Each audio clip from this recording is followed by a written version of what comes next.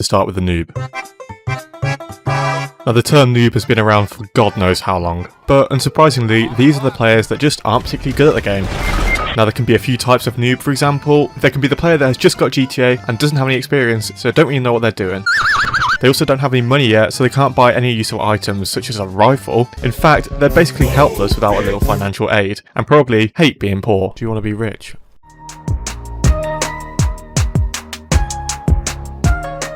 I've been playing GTA since 2015, which is about 4 years ago. So after playing GTA for 7 years, to try and distract myself from having an existential crisis, let's continue with the video. So after playing GTA for 7 years, I've encountered quite a lot of players, and as the title suggests, I'll be dabbling with a bit of segregation and putting them into groups. First of all, we have to start with the noob. Now the term noob has been around for God knows how long, but unsurprisingly these are the players that just aren't particularly good at the game. Now there can be a few types of noob. For example, there can be the player that has just got GTA and doesn't have any experience, so don't really know what they're doing. They also don't have any money yet, so they can't buy any useful items such as a rifle. In fact, they're basically helpless without a little financial aid, and probably hate being poor. Do you want to be rich? Like me? If so, head over to Messy Modding Store for all your gaming needs, where you can get GTA 5 cash and rank, GTA 5 modded accounts, and many more. And if you're having doubts, look at all these happy customers. Okay, so they set themselves up with a little bit of money, but their spending habits will be comparable of that to a failed TikTok star. Island boy! They wouldn't have bought anything that would help them progress in GTA Online, and at this point it's pretty much where they'll stay at for the rest of their time on the game. Now you can spot these players either by the player list, as there won't be a very high level, and will probably be dressed like Adam Sandler. And outside the player list, they'll most likely be driving around in a stolen car, crashing into everything they can see. There's a high chance they'll be amidst a 5-star police chase, pretending they're in the scene from Baby Driver, or they could just be beating up a prostitute. Basically, anything that doesn't really require money to do. Should you encounter a noob, one of two things is going to happen. Sometimes they'll be friendly and enjoy the company of another player. You could enjoy cruising around the map with them, but sometimes they make it their life's goal to try and kill you, for no reason whatsoever. And they always lose. Bruh. They may also suddenly switch up on you and decide to not be your friend. Their reactions are unpredictable at best, so be wary around them, because you never know what they're going to do next. So using my extremely thorough and high-tech ranking system that I've just created, there's going to be 5 levels, all ranked out of 5. So the first category, skill. Obviously this is just how good the player is, and everyone knows the noob isn't very good, so it's very low. Next up we got cringe, which is just how cringe they are. And personally, I find noobs just a little bit cringe because they can just be really annoying sometimes. Then we've got money, which can stay as it is because they basically have none. Then we've got friendliness, and on average I'd say this is pretty high for a noob. And finishing it off, we got predictability. As I mentioned before, they are not predictable whatsoever. You never know what they're going to do. But that's it, let's move on. One step above the noob is what I'd call the casual player. These guys aren't particularly interesting, as their main goal is now just to have fun with friends. Something I'm yet to experience. Maybe get some money, drive around in pimped out cars, and basically just have a good time. Another thing I'm yet to experience. I don't get this shit! They don't take the game too seriously and are probably the most common player you can meet. They're not particularly good at PvP, but it doesn't really matter because there's no point fighting them anyway. But onto ranking them. Their skill level is just one step above the noob because they kinda know what they're doing. They're not very cringe, usually have a little bit of money, a bit more than a noob, are generally the friendliest players you'll meet, and they're somewhat predictable. You can sometimes get a few bad eggs. But now we can finally get onto the more interesting players. Ah yes, the grinder. I'm not talking about this type, or even this type, but these players are the entrepreneurs of Los Santos. Think of Gary V, Andrew Tate, the professional. They have one goal and one goal only: getting that bread. Everyone knows cash is king in Los Santos, and over the years Rockstar have added many ways for players to get it. From transporting stolen goods to owning a drug empire, to pulling off meticulously planned out heists, you can become a criminal mastermind without the fear of actually going to jail. First up, there's the casual grinder. The casual grinder might bash out the Curb Rico heist, do some payphone missions, along with a few sell missions, and call it a day. Their goal is to get money, but they'll do whichever missions they feel like doing, maybe to help expand their business, or just for a bit of fun. And then we've got the hardcore grinders. The grinders that grind like there's no tomorrow. They grind their f***ing socks off. They make the casual grinders look broke. These hardcore grinders have the Sigma male grind set. What am I talking about? These guys are hardwired into every newswire notification, so they can calculate the most efficient way of getting more money. They were roommates. Hold on, gotta check this. 2 times money this week. Babe, cancel that date. I'm grinding. But honey, you need to pick the kids up from school. The kids can walk home. I'm grinding. But it's 15 miles. Where are your socks? I told you, I'm f***ing grinding. I don't really know what that was. But you can spot a grinder in GTA Online mainly by their actions, as they rarely dress the same. Some dress in suits, some look like tryhards, but they're all out getting that money. Most of their time is spent minding their own business, just trying to get their jobs done. However, that is sometimes not possible to do. Grinders arguably have one of the toughest times in the game. Not only do Rockstar shaft them with the most monotonous missions known to man, but players specifically go out of their way just to grief these guys. Right, so what you gotta do is drive to the other side of the map to pick up a trailer and then bring it back. How hard can it be? Is there anything else I need to know? Not really. Just don't drive too fast or else you'll lose money. Right, and don't hit anything or else you'll lose money. Okay, sounds easy. Oh, and we've broadcasted what you're doing to the entire lobby with an incentive for them to kill you. Bruh. And we've given them vehicles that are basically impossible to counter. Oh, f*** this. So yeah, grinders have it hard. These guys are riddled with PTSD from their cargo getting destroyed, so can sometimes be wary of anyone getting close. You can usually catch a grinder on any of these vehicles because they're quite useful for doing PvP, but if you do encounter them, don't be aggressive, maybe offer to help them out, but let's get on to ranking them. First up, we have skill. They're usually pretty good and know what they're doing when it comes to PvP and PvE. Personally, I think they're just a little bit cringe, mainly down to how serious they can take it. They obviously have a lot of money, can be relatively friendly and are fairly predictable. They're not likely to turn around and randomly grief you unless you provoke it. But now, the next type of person. The tryhard.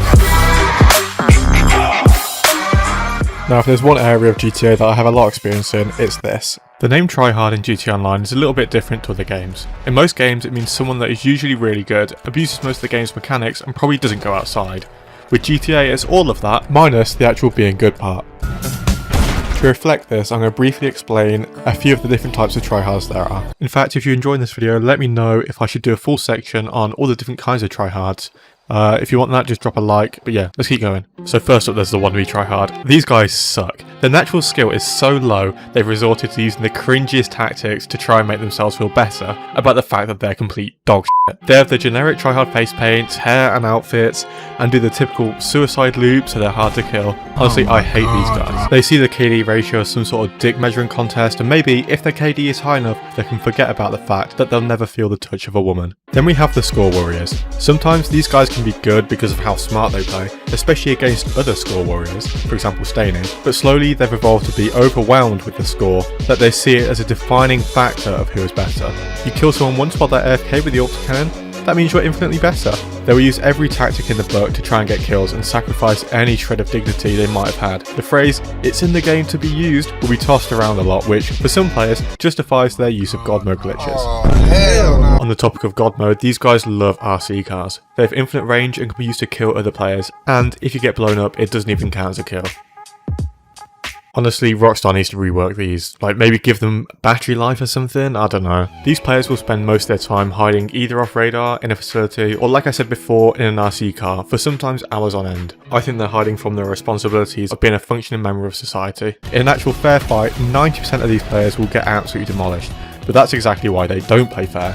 Some wannabes evolve into this type of player so they can trick themselves into thinking they're good or smart. A good example would be my encounters with this Griefer crew. These guys suck. They use God mode glitches off the radar, autocannon, and when I finally get them in a somewhat fair fight, they don't last more than 2 kills. But that's to be expected. Depending on your definition of a tryhard, you could include players like me in this category. I would call myself more just a PvP player rather than a tryhard, but this is why I kind of want to do another video explaining them all. But enough ranting, it's ranking time. So I've put skill right bang in the middle. You can get some tryhards that are really good, but then you've got the atrociously bad players that balances it out. Cringe is obviously quite high because my god, the way that some of these people play is one of the saddest things I've ever seen. And I've seen boy in the striped pyjamas. A lot of tryhards have mod accounts to fund their orbital cannon addiction, so that's why money is quite high. Friendliness is pretty low because even though tryhards only really fight other tryhards and their crippling depression, if you encounter one, they'll probably try and kill you. And finally, predictability is pretty high because you kind of know what you're getting yourself into. Next up, we have the Griefer. Everyone likes to feel happy, even if it doesn't happen anymore. Some find joy in hanging out with friends, playing sports, travelling, maybe even a bit of gaming. I don't want me when you have macros, you have soft. This is a feeling the Griefer has never felt. To make up for it, they make it their goal to ruin everyone else's fun around them. They often look similar to a tryhard with the thermal goggles and kind of military-esque outfit, but they don't usually have the face paints. But what they do have is a hard-on for cargo grinders. Like the tryhards, these guys completely suck. If you show any sort of resistance to fighting back, they'll either hide until you've disappeared or just leave the session and find someone else to grief. I've made many videos on players like this and they're all pretty much the same. They grief on oppressor, you kill them, they leave, repeat. In fact, I've turned myself into a griefer for the sole purpose of griefing other griefers. In fact, with the guy on screen, it got to the point where even the sight of me joining their session would just make them leave because they knew that they couldn't do anything to stop me. Unfortunately, griefing is so ingrained into their tiny little schools that no matter how much I fuck them up, they don't stop it. It's a shame there's not someone like me in every session. I made a video where I went after a whole crew that devoted themselves to griefing, and every player was the same. They're all cowards. They can only fight players that are defenseless, which means they don't even enjoy the challenge of fighting someone that might actually fight back. They just enjoy annoying others. This makes them, in my opinion, some of the worst people in the game. And if their actions online are anything to go by, I wouldn't be surprised if they weren't particularly nice people in real life. However, no one can prove that, as they probably haven't even met another human being. Anyway, it's ranking time! First up, skill. Griefers suck. They only pick fights with people that can't fight back, so that makes them the worst of the worst. Cringiness is obviously very high. Don't think I've got to explain that one. Money is usually pretty high as well because they have modded accounts or have glitched money. They are not friendly whatsoever, and because all they do all day every day is grief, they are very predictable. But finally, the last category, introducing the cheater. No, this kind. First up, if someone cheats in their own time and doesn't do anything to affect anyone else, then I don't mind that. For example, I met a modder and he put up some really cool lights around a car show that we're having. I also randomly met a guy that was modding and helped me do some Rockstar Editor clips. These are the cheaters I don't mind, but the ones I do mind are the ones that use cheats to gain an advantage. Now, cheaters are synonymous with PC, but cheaters can be a thing on console as well. Just take the countless God mode glitches for example. The problem that I have with them is that I find having a challenge part of the fun of any game. When you resort to cheating, the challenge disappears, so I can't see where you get any enjoyment. Yeah, maybe the novelty of being God mode can be exciting, but surely not for very long. The players that use aimbot and triggerbot mods will know deep down that they aren't good enough to win fights, so there isn't any real satisfaction there. And when you use mods like this, it's just another form of griefing. Basically, at this point, you've already lost. People that abuse glitches, like the God mode glitch on console as well, aren't any better. It really just shows you're not confident in your own skill. It's just a shame Rockstar never does anything about it. Anyway, it's ranking time! Skill is the lowest it can be, because anyone that has to use any form of cheats just instantly sucks. The only exception I will make is modded money, because I have modded money and it doesn't really affect your perceived skill or grief anyone in the process. Cringe is pretty high, because if you need to use cheats to supposedly beat someone, then that's pretty cringe.